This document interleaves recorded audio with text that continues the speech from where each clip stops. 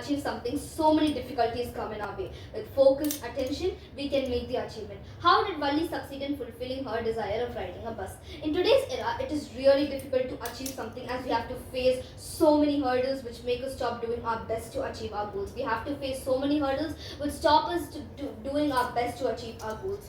Pressure of doing good, competition, parental and peer pressure are many a times the barriers when it comes of doing something and different and great. It is really difficult to get encouraged by the people around us when they get to know our ideas. But with focused attention, we can get this achievement. From the story, we can easily understand that passion for doing something,